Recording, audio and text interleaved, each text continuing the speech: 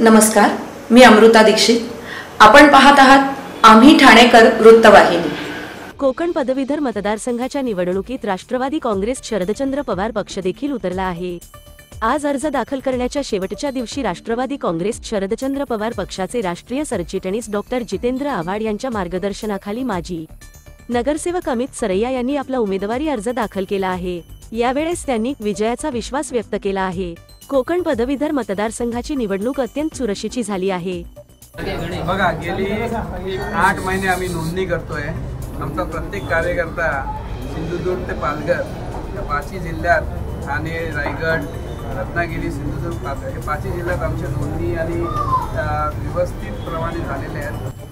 आणि एक महाविकास आघाडीचा घटक पक्ष म्हणून आम्ही ही निवडणूक लढवायचं म्हणजे आम्हाला अधिकृत पवार साहेबांच्या आणि जयंत पाटील साहेब आणि जितेंद्र आव्हाड साहेबांच्या ताकदीने आम्ही ही निवडणूक लढवतो. तर एकंदरीत पाहिजे झालं तर या संपूर्ण मतदारसंघामध्ये हा खूप मोठा मतदारसंघ मानला जातो. या मतदारसंघात विद्यमान जे आमदार आहेत निरंजन डावकरे देखील रणनीतीने उमेदवारी दिलेली, तर काय आघाडीमध्ये बिघाडी काही झालेली नाहीये. आम्ही वरिष्ठ पातळीवर आमचे नेते सर्व एकच उमेदवार असेल एवढी ग्वाही देतो मी. महाविकास आघाडीचा एकच उमेदवार असेल आणि वरिष्ठ पातळीवर नेत्यांची बोलणी चालू आहे. मनसेच्या उमेदवाराकडनं माघार घेण्यात आली, त्याचा फायदा कोणाला होईल आणि तोटा कोणाला होईल? मनसेचं म्हणजे आज तुम्ही बघताय, मनसेचं म्हणजे काय राहिलेलंच नाहीये. आज त्यांनी एवढ्या जोरात त्यांनी 15 दिवसांनी अभिजित मानसेंना उमेदवारी जाहीर केलेली, आज माघार घेतली. म्हणजे लोकांना माहिती आहे की मनसे हा पक्ष म्हणजे सेटिंगवाला पक्ष आहे आणि लोक त्यांना म्हणजे आज त्यांची जी भूमिका आहे त्या भूमिका लोक खूप नाराज झालेले. मनसे कार्यकर्त्यांनी कामं चालू केलेली वाडावाडात, गावागावात. आज त्यांना पण एवढं दुःख होत आहे. सकाळपासून मनसेचे माझे खूप कार्यकर्त्यांचे मला संपर्क झाला, बोले आम्ही आता काही काम करणार नाही आणि आम्ही म्हणजे तुम्हाला मात्र मतदारांची संख्या जी आहे ती कमी प्रमाणात आहे.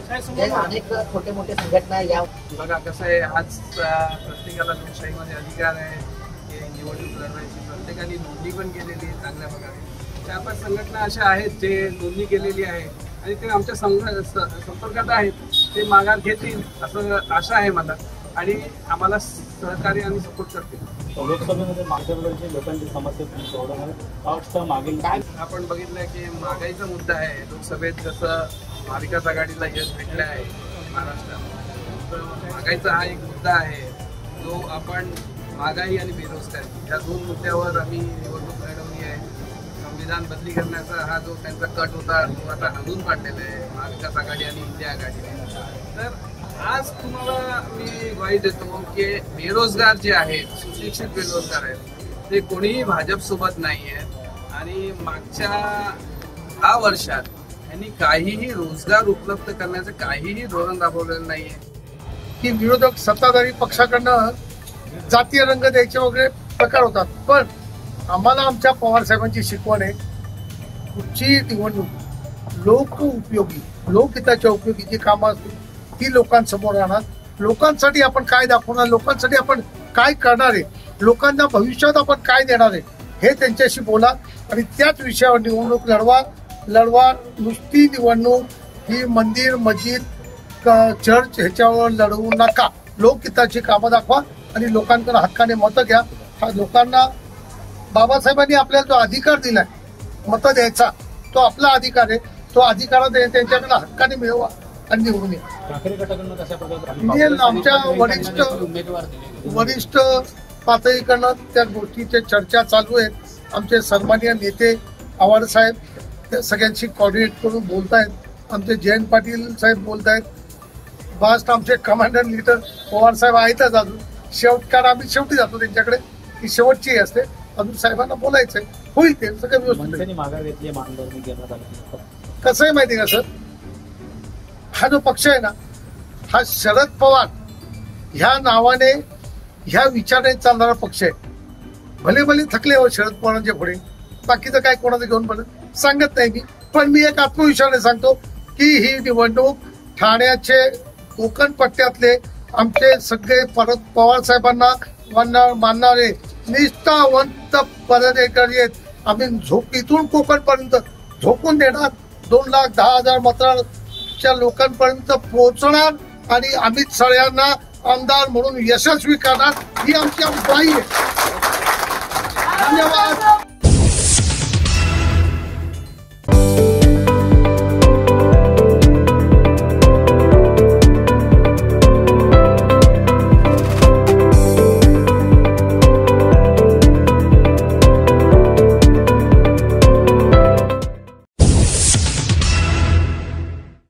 सर्व नागरिकांना आवाहन करण्यात येत आहे की सध्या डासांमार्फत पसरणाऱ्या डेंग्यू या आजाराचा प्रसार रोखण्यासाठी प्रत्येकाने पुढील प्रमाणे कार्यवाही करावी. डेंग्यू आजार एडिस इजिप्ती हा डास चावल्याने होतो. या डासांची पैदास साचलेल्या किंवा साचवलेल्या स्वच्छ पाण्यामध्ये होते. 8 दिवसांपेक्षा जास्त दिवस पाणी उघडे व साचून राहिल्यास त्यात डास अंडी घालतात. अंड्यांच्या अळ्या तयार होऊन पुढे डास तयार होतात. यासाठी आपल्या घरातील पाणी साठे उदाहरणार्थ बॅरल्स, पिंपे, टाक्या, हौद, रांजणे इत्यादी दर आठवड्याला रिकामे करून घासून पुसून कोरडे करून पुन्हा भरावे. 1 दिवस कोरडा दिवस म्हणून पाळावा. पाणी साठ्यांना घट्ट झाकणे बसवावीत किंवा जुनी साडी, चादर, धोतर यांनी बांधून झाकून ठेवावीत, म्हणजे डास त्यात जाऊन अंडी घालणार नाहीत. घराच्या गच्चीवर, आजूबाजूला, अंगणात कोठेही पाणी साचू देऊ नये. भंगार सामान उघड्यावर टाकू नये. उदाहरणार्थ टायर्स, प्लास्टिक सामान, कुंड्या, टाकाऊ वस्तू इत्यादी. अशा सामानात पावसाचे पाणी साठून त्यात डेंग्यूच्या डासांची पैदास होते. घरातील कूलर्स, फ्रीजच्या पाठीमागील ट्रे हे देखील वेळोवेळी कोरडे करावेत. लक्षात ठेवा, नुसत्या फवारणीने डास घनता कमी होत नाही, तर त्यासाठी डास पैदास ठिकाणे नष्ट करणे ही आपल्या सर्वांची जबाबदारी आहे. कोणताही ताप अंगावर न काढता जवळच्या शासकीय रुग्णालयात मोफत औषधोपचार घ्या. अशा प्रकारे नागरिकांनी सहकार्य केल्यास डेंग्यूचा प्रसार रोखणे सहज शक्य आहे.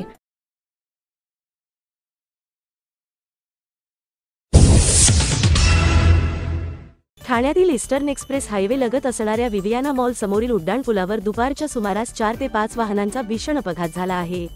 एक ट्रक रस्त्याच्या कडेला थांबला असल्याने त्या पाठोपाठ 4 वाहने येऊन या ट्रकला धडकले आहेत. यामध्ये वॅगनार कार चालक जबरी जखमी झाला असून कारचे देखील मोठ्या प्रमाणात नुकसान झाले आहे व इतर वाहन चालकांना किरकोळ दुखापती झाल्या आहेत.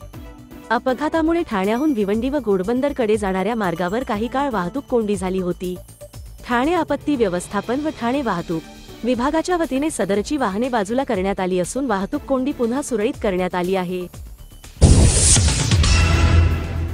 नवी मुंबईतील एपीएमसी बाजारात जुन्नरवरून येणाऱ्या हापूस आंब्याची आवक सुरू झाली आहे.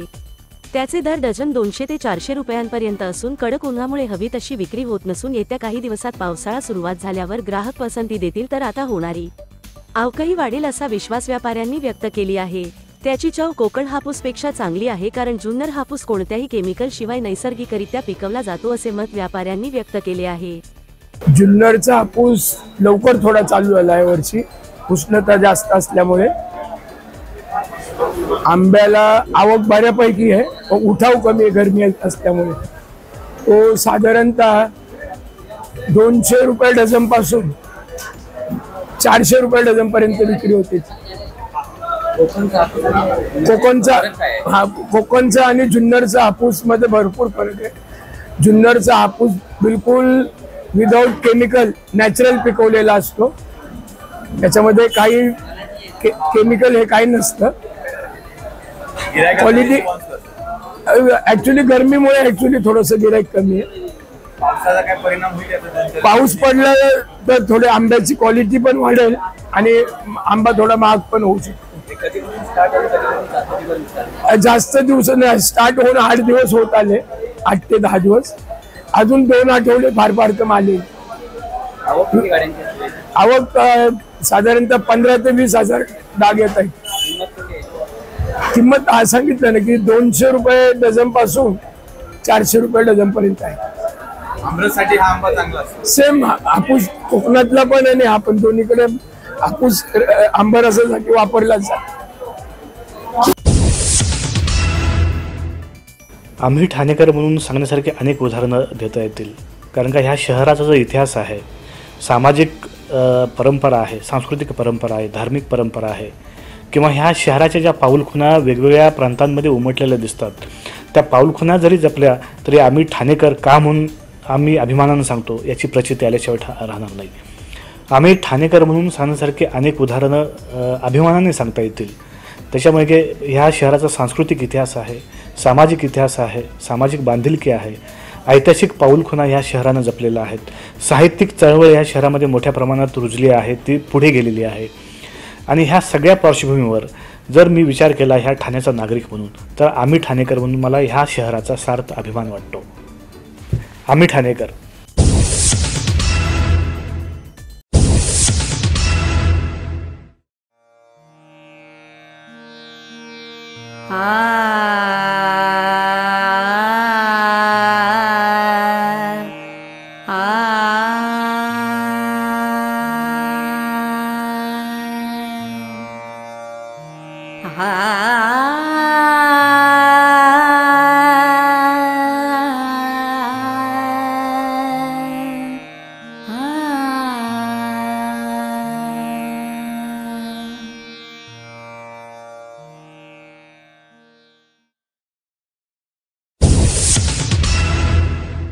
आम्ही ठाणेकर. आम्ही ठाणेकर. आम्ही ठाणेकर. आम्ही ठाणेकर. होय, ठाण्याचा मला अभिमान आहे आणि होय आम्ही ठाणेकर.